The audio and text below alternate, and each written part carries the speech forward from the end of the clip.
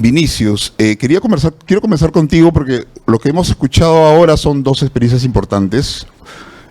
Una, la del FSC, una exposición muy didáctica de en qué consiste el certificado de manejo forestal sostenible, y la segunda, enfocada a manejo forestal comunitario, y una segunda exposición de María Mercedes ya con un ejemplo que hemos podido evidenciar de manejo forestal sostenible con pequeños productores. En ese sentido, Vinicius, ¿podrías darnos algunos ejemplos de casos exitosos en Latinoamérica de modelos empresariales en bosques comunales o con agricultura en bosques en la Amazonía a pequeña escala? Claro, es un gusto, Fabio, un gusto estar acá en nombre de FSC. Nos gustaría saludar a este gran evento de CERFOR y del gobierno de Perú, y saludos a mis compañeros aquí también. Y bien, sí, hay muchas experiencias exitosas en FSC, y de hecho, como presentó mi compañera Karen, FSC ya trabaja con comunidades de pequeños productores hace mucho, Y bueno, en Brasil, yo estoy basado en Brasil, les comento que hay iniciativas, por ejemplo, con plantaciones de azaí, lo que es la plantación de Amazon Bay, que son cooperativas de pequeños productores de azaí. Son 32 comunidades que están ahí, pequeños productores que están ahí trabajando con azaí. Tienen la certificación de manejo forestal, la certificación de cadena de custodia y también la certificación de impactos positivos en servicios de ecosistema. Y tienen las dos certificaciones de conservación de biodiversidad y secuestro y almacenamiento de carbono. Entonces, o sea, trabajan con toda esta parte, ¿no? Con la producción y lo que es también la conservación. En Brasil también hay otras iniciativas que trabajan con castaña, por ejemplo. Acá en Perú ya estamos empezando a trabajar con lo que es ahí la producción de madera en Calhería, en Ucayali, que también es un pueblo indígena de la etnia Shipibo. También tiene la certificación grupal de manejo forestal y de cadena de custodia. Ahora, ya hace 2 años que estamos trabajando con eso, lo que es el procedimiento de mejora continua que les enseñó mi compañera Karen, y eso se ha facilitado muchísimo el acceso a la comunidad o los pequeños productores a la certificación de FSC, y ahora estamos empezando a trabajar con unas comunidades en Madre de Dios con la producción de castaña también. Entonces, sí, hay experiencias exitosas y hay diversos modelos ahí que podemos empezar a trabajar, ¿no?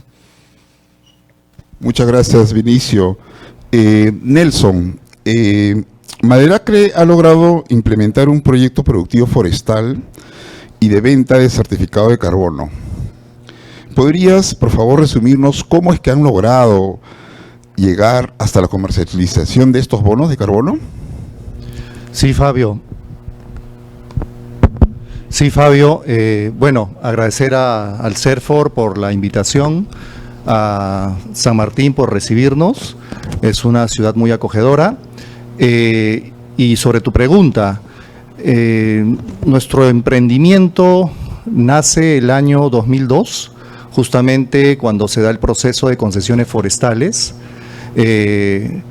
Fuimos un grupo de accionistas propios de una comunidad que se llama Iñapari, ¿no?, de un pueblo pequeño en la frontera con Brasil, y un grupo también de técnicos, ingenieros forestales y de otras ramas que decidimos empezar un proyecto de manejo de bosques, pero con un enfoque moderno.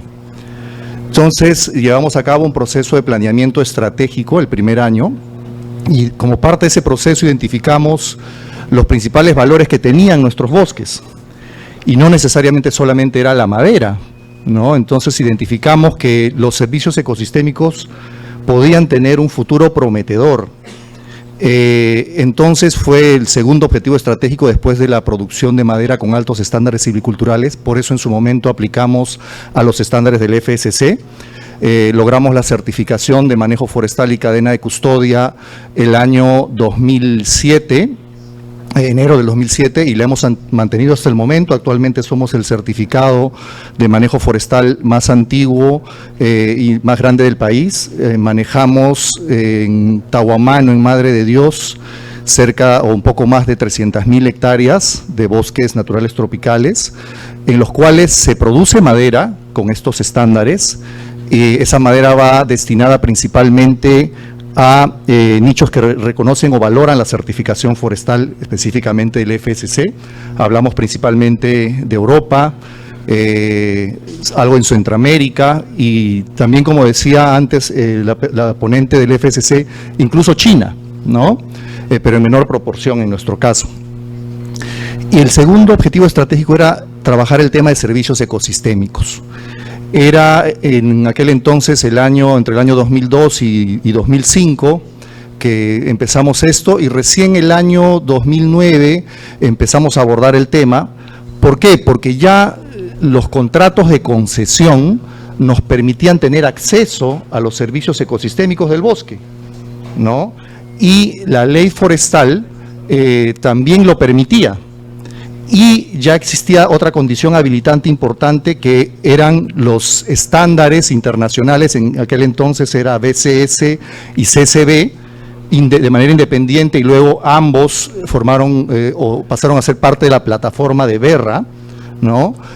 Y a partir de esas metodologías es que empezamos a desarrollar nuestro proyecto. Todavía no existía el Ministerio del Ambiente, no existía una legislación específica sobre eso, pero lo que ya teníamos era más que suficiente como condición habilitante para avanzar, ¿no? Entonces nos fuimos contra todo, contra palos y contra todo, porque fue la primera experiencia de hacer un negocio de servicios ecosistémicos en aquel entonces en un bosque donde se producía madera. Todos los proyectos de carbono que existían hasta ese entonces eran en áreas naturales protegidas, y prácticamente nosotros empezamos a avanzar en paralelo con ellos. Y cuando ya salimos con los certificados listos para la venta y pensábamos venderlos en la Bolsa del Clima de Chicago, la bolsa quebró.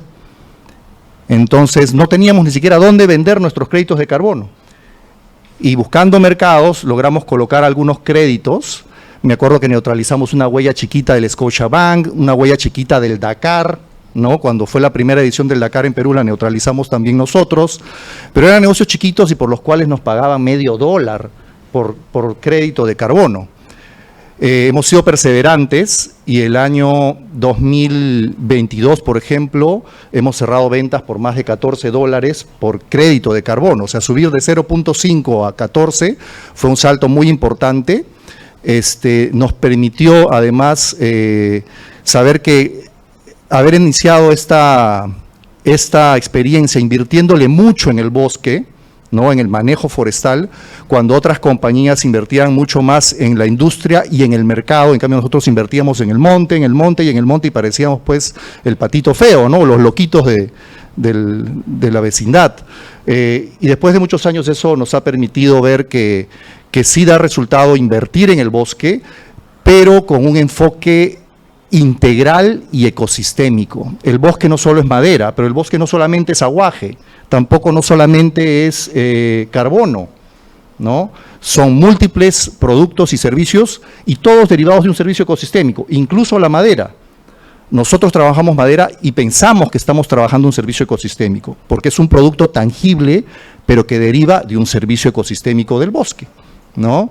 Entonces, para nosotros eso es el bosque, y se tiene que manejar con un enfoque integral y ecosistémico, y eso a la vez también nos ha permitido pasar situaciones muy complicadas en el mercado de la madera o en el mercado del carbono. Actualmente el mercado del carbono no está nada bien, pero la complementariedad con la madera, por ejemplo, nos está permitiendo seguir vigentes en el mercado. Y estamos apostando también ya para, por ejemplo, incursionar en créditos por conservación de biodiversidad En el FSC tenemos ya desde hace varios años la certificación o la verificación de impactos positivos sobre la biodiversidad y el secuestro de carbono, que justamente nos ayudan a empaquetar bien nuestros productos y poder venderlos en mejores condiciones, ¿no? Eso sería. Muchas gracias, Nelson. Un paréntesis nomás para recordar, por favor, al público que nos acompaña, que pueden hacer alguna pregunta para los panelistas. No sé si les han alcanzado algunos papelitos. Si no, levantan la mano para hacerles llegar un papel y para que puedan formular su pregunta y también la entregan, por favor. Nelson ha mencionado algo importante, que es la planificación estratégica. Madera, que recibió su concesión, la primera concesión o las primeras concesiones del Grupo Madera, que la recibió en el año 2002. Él me está mencionando que comenzaron trabajando, hicieron una planificación estratégica y eso les permitió en el 2007 ya entrar a un proceso de certificación y el 2009 iniciar con el proceso de poner en valor el bosque a través de los servicios ecosistémicos.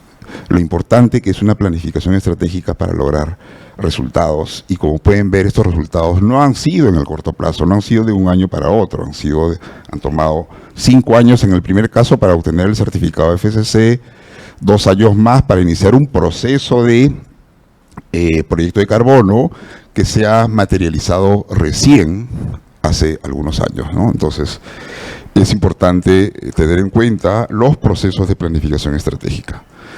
Héctor, tú has sido gestor de grandes proyectos y programas en nuestro país, como el programa Bosques, y acabas de cerrar exitosamente un programa grande con USAID como es ProBosques.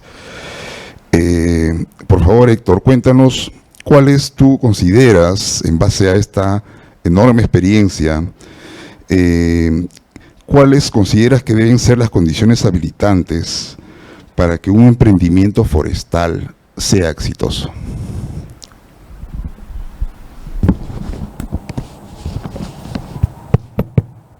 Muchas gracias, Fabio, muchas gracias a los organizadores. Probablemente cada uno de nosotros tengamos una idea distinta de qué cosas son condiciones habilitantes. Y nos quejamos a veces de que debería existir esto, debería existir aquello, para que podamos trabajar. En mi concepto no existen condiciones habilitantes perfectas, ni son estáticas, ni son totales. Y además van cambiando. Entonces, a un nivel macro uno podría decir, para invertir en el Perú necesitamos pues reducir drásticamente el crimen, la corrupción, las crisis políticas. Pero eso de hecho no va a ser suficiente, porque cada sector va a tener sus requerimientos y cada proyecto va a tener sus requerimientos. Entonces yo quería primero dejarlos con esa inquietud que hay que crear las condiciones habilitantes, como bien lo ha dicho Nelson, y cada una es específica para el tipo de objetivo que se quiere, y va cambiando todo el tiempo. Es un objetivo también. Pero quería aterrizar en algunos ejemplos forestales justamente del proyecto que acabamos de cerrar con el acompañamiento de USAID y de NORAD, que es ProBosques, que tenía un componente de gobernanza, uno de competitividad y uno de empoderamiento indígena. En gobernanza trabajamos junto con el CERFOR en esta plataforma Gestiona Forestal, que antes se llamaba el módulo de control. Habían habido varios intentos que no llegaron a buen puerto, porque es un sistema muy complejo que va desde la planificación del bosque y antes, desde el ordenamiento del bosque hasta el mercado, pasando por un desarrollo informático enorme para cada una de las etapas, desde el bosque, la industria, el transporte, etcétera, interoperable. Ya se imaginan ustedes la complejidad. Entonces, para mí la condición habilitante más importante ha sido el liderazgo y el compromiso del CERFOR. Pero eso tampoco es suficiente, porque se ha tenido que trabajar en varios pilares. Por ejemplo, todas las normas, más de 20 o 25 normas adicionales, justamente para el sistema. Se han tenido que trabajar el ordenamiento de la información desperdigada, incompleta, tenía que ser ordenada y puesta en un lenguaje que sea asequible al sistema. Se ha tenido que trabajar planificación y presupuesto, justamente para que esto sea sostenible en el tiempo, además del desarrollo informático. Lo cierto es que hoy existe ya este proyecto, esta plataforma, que va a tener que seguir consolidándose para agarrar más títulos habilitantes. Hoy está en las concesiones forestales. Un segundo ejemplo es el tema de compras públicas. No estaba en el proyecto entrar al tema de compras públicas. El Estado es un gran comprador, o puede ser un gran comprador, pero no es suficiente que esté el Estado, que haya dinero, que haya la demanda para mobiliario escolar, por ejemplo, de madera, que haya gerencias forestales, sino que hay que entrar al objetivo, compras públicas. ¿Cómo hacemos eso? Y entonces hubo que trabajar para conocer bien los flujos de las decisiones y los flujos del dinero. Tiene que haber dinero en proyectos de inversión pública que estén disponibles, tienen que haber fichas técnicas para el mobiliario escolar, para cada uno de los productos, aparte del tema de catálogo de compras públicas que también se hizo. Pero lo cierto es que por todos los ángulos hay varias acciones que se necesitan hacer. El trabajo con los CITES forestales ha sido absolutamente crucial para que brinden asistencia técnica, no solamente durante ese periodo, sino a partir desde el inicio y por supuesto mucho después del final del proyecto. Y finalmente el tema de empoderamiento indígena, ¿no? Se hicieron estudios para que las comunidades, para que se demostrara que las comunidades eran la fuente de la mayor cantidad de madera movilizada. Pero había una cantidad enorme de multas, ¿no? Entonces, eso se evidenció. ¿Por qué las multas? Otra evidencia, el tema de cómo trabajamos con terceros. ¿Por qué? ¿Qué es lo que está pasando en cada comunidad? La evidencia puede ser una cosa muy importante para seguir avanzando. Entonces no era necesario que hubiese AIDC, CONAP, el CERFOR, los INFOR, tenían que estar convencidos de que tenía que generarse una agenda forestal indígena, y eso fue finalmente lo que se logró, al punto de que se creó en el CERFOR la unidad especial, digamos, para tratar el manejo forestal comunitario. La reflexión principal es que hay que trabajar, hay que crear las condiciones habilitantes y que van a ir cambiando, y hay que seguir acompañándolas eternamente. Muchas gracias, Héctor. Voy a pasar a algunas preguntas del público. Quiero comenzar con una pregunta para Nelson sobre el mercado de créditos por conservación de biodiversidad. ¿Podrías explicarnos, Nelson, si es que también están explorando esta posibilidad? Sí, como te decía, el enfoque que tenemos nosotros en la gestión del bosque es integral y ecosistémico. Entonces, nosotros estamos convencidos que la única forma para conservar efectivamente los bosques es que estos tengan un valor superior a otras formas de uso de la tierra que causan su deforestación. Como hemos visto de las presentaciones anteriores, lo que habló el presidente regional, lo que habló la congresista, la Amazonía no solamente son árboles, la Amazonía no solamente son bosques, la Amazonía está llena de gente, sea en Perú, en Ecuador, en Colombia, en Brasil, etcétera. La Amazonía está llena de gente. Y como hemos visto también, los principales drivers realmente de la deforestación no son grandes proyectos, sino son más bien la pobreza y el hambre. Mucha gente en el campo ve al bosque como una barrera para satisfacer sus necesidades básicas y sus aspiraciones, cuando el bosque debería ser el motor del desarrollo de la Amazonía y de esas poblaciones amazónicas. Es un poco lo que buscamos nosotros con nuestros proyectos, principalmente con aquellos proyectos de servicios ecosistémicos, y hemos ya desarrollado 2 ideas base de proyectos de conservación de biodiversidad. El mercado todavía es un mercado incipiente y que está en proceso de formación. Berra, por ejemplo, está ya impulsando mecanismos o plataformas para certificar créditos por naturaleza o por conservación de la biodiversidad, el agua, etcétera, ¿no?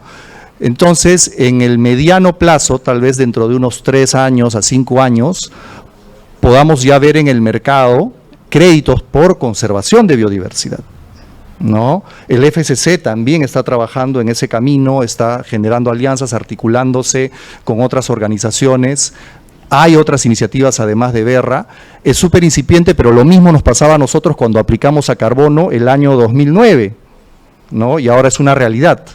Lo mismo va a pasar con la conservación de la biodiversidad. ¿Por qué? Porque así como hay una huella de carbono en la actividad humana, también hay una huella sobre la biodiversidad, y esa huella tiene que ser compensada.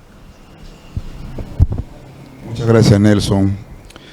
Vinicius, hace aproximadamente 2 meses estuvimos por el Datén del Marañón, gracias a un proyecto que implementa Profonampe allá, que es Humedales del Datén, y pudimos conocer 3 comunidades nativas. Una primera comunidad, la comunidad nativa de Recreo, en la que han desarrollado muy bien la capacidad de poder escalar las palmeras de aguaje y poder recolectar los racimos sin tumbar la palmera. Ellos ofrecen varios servicios. El primer servicio es que pueden capacitar a otras comunidades a que también aprendan a escalar sin tumbar la palmera.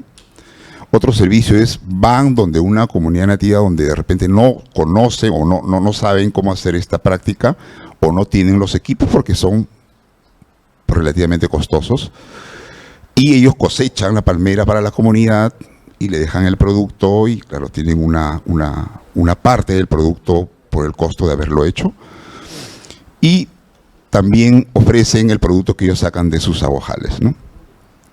Luego visitamos una segunda comunidad que no tiene aguajales, pero sí tiene una muy buena planta bien montada donde producen pulpa de aguaje, aceite de aguaje, harina de aguaje y helados de aguaje.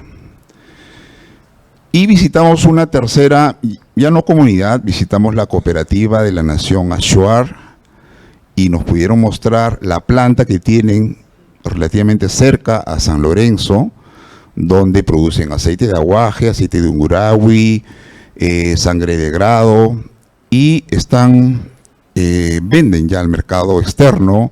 Justo aquí nos acompaña uno de los compradores, de los exportadores. Exportan aceite esencial de sangre de grado. Y justamente los Ashuar, como todos los demás, nos comentaron cuáles son las prácticas comunales ancestrales que ellos realizan y que difícilmente pueden ser o han sido sistematizadas o recogidas. Ustedes, dentro de los procesos de certificación con comunidades indígenas o con pueblos indígenas, han podido adecuar sus estándares de certificación, sus criterios para poder reconocer estas prácticas, estas técnicas, estos conocimientos ancestrales. Sí, de hecho, Fabio, lo que pasa con este procedimiento de mejora continua, por ejemplo, es algo que es la intención, es que sea más fácil para estas comunidades que se entren a una certificación que de otra manera sería muy genérica y muy compleja. hay diversas discusiones dentro de FCC para incluir procedimientos, técnicas, conocimientos ancestrales de pueblos indígenas, pueblos tradicionales, también a nuestros estándares. Y aparte, hay lo que comentaba mi compañera Karen, hay el estándar general de FCC y hay los estándares nacionales, ¿no? Regionales. Entonces, cuando se está discutiendo todo eso, la adaptación del estándar general para el estándar nacional, eso también es una discusión que se hace, ¿no? Incluir o no, o cómo incluir los conocimientos tradicionales indígenas en nuestros estándares. Aparte también lo que hacemos es lo que llamamos de comunidad de práctica, que por ejemplo es lo que dice, ¿no? Llevar a entrenar a una persona en la comunidad para que entiendan nuestros estándares y llevarse a esta persona a otra comunidad y entrenarse todos ahí localmente para que sepan lo que son los estándares y cómo adaptar o cómo usar sus técnicas tradicionales indígenas para estar ahí juntos, ¿no? Con la certificación. Sí, eso trabajamos. Vinicius. Héctor, te voy a hacer una pregunta un poco comprometedora para los forestales que estamos más acostumbrados a ver el bosque como madera y como no maderables. ¿Cómo consideras tú que podemos, teniendo una expectativa de manejo integral del bosque, cómo tú consideras que podríamos integrar a la fauna silvestre en estos procesos de manejo sostenible del bosque? Bueno, de hecho, cuando mencioné el ejemplo de gestión forestal, eso incluye fauna silvestre, ¿no? Pero se ha empezado y el proyecto ha apoyado como asistencia técnica el tema de madera. Pero eso no quiere decir que después vengan las concesiones incluso de no maderables, el tema de fauna silvestre, todo está contemplado, digamos, a futuro. Y de hecho es importantísimo. Ahora, en el tema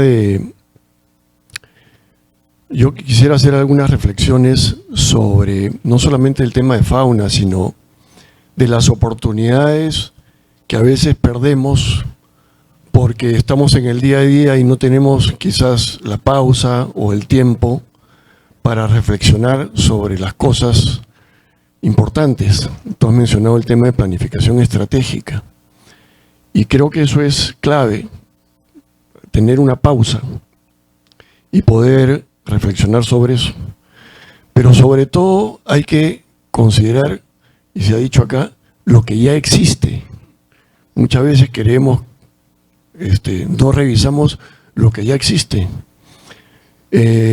Por ejemplo, el Fondo Agroperú, ¿no? Que se logró con el proyecto que vaya también a productos forestales no maderables.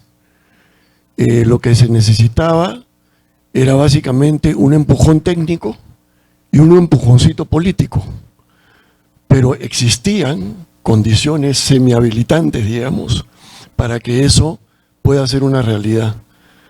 Entonces, esa es una primera reflexión. Otra es que los equipos tienen que estar, digamos, adaptados. El rol de la cooperación internacional me parece que puede ser justamente tener esa flexibilidad de adaptarse y de entrar a cosas que muchas veces las entidades públicas no tienen el tiempo o no lo tienen como una cosa priorizada, ¿no? Y las cosas se van avanzando poco a poco. Y una tercera cosa que quizás es la más importante es el tema de articulación. Nosotros hemos entrado, digamos, en el proyecto, siendo un ente como neutral, técnico, ¿no? Con posibilidades de generar evidencia, estudios, línea de base. Eso es muy poderoso para justamente articular diferentes niveles y diferentes entidades.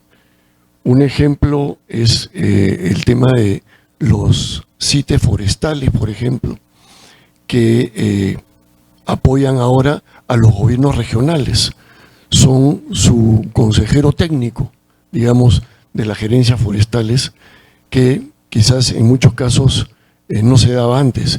Pero hay muchos ejemplos de cómo se pueden generar sinergias, pero hay que salir un poco de la caja de que cada uno tiene su ROF y su MOF, etcétera, para realmente hacer cosas importantes y en tiempos récord. Muchas gracias, Héctor. Muchas gracias a los panelistas. Solamente para hacer un cierre final de este panel y de las dos presentaciones que hemos escuchado temprano, quiero recalcar que se están desarrollando estándares para mejorar el acceso de experiencias de manejo a procesos de certificación. Es importante contar con un marco regulatorio promotor y generar escenarios de predictibilidad y generar condiciones habilitantes considerando la diversidad de actores. Pueblos indígenas, quienes ocupan más de 13 millones de hectáreas de nuestros bosques amazónicos, el sector privado y la industria. Y aquí quiero recoger comentarles un